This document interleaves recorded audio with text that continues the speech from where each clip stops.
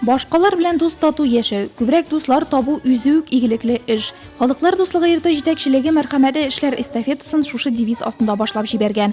Һәм акция кысаларындагы тәүге чарага йорт каршында эшләп килүче түгәрәкләргә йөрүче укучыларны җыйган. Специалисты Дома дружбы народов и организации, которые...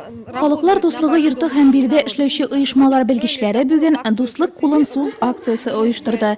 Bundan тыш игелекле эшләр атнасы кысаларында 21 апрельдә көндезге сәгать 2дә ветеран хорының хәйрия концерты уза. Без үзәк мәйданда үтәчәк игелек почтасы акциясында катнашып, узып баручыларга матур теләкләр язылган открыткаларда таратачакбыз. Дорогу добра. Форпост үзәге әгъзалары спортчылар, җырчылар, театр сәнгатенә өйрәнүчеләр, шөгыльләре төрле булса да, дуслык көнендә аларны уртак максат берләштерде.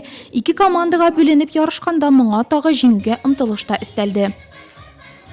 Я считаю, что у человека должно быть много друзей. Мин кешенең дуслары күп булырга тиеш дип уйлыйм. Кеше яңа танышлар булдырып, социаль тәҗрибә туплый, үсә. Дуслары аңа авыр хәлдән чыгарга ярдәм итә ала. Минем дусларым шул кадәр күп, аларны санап бетерерлек тә түгел.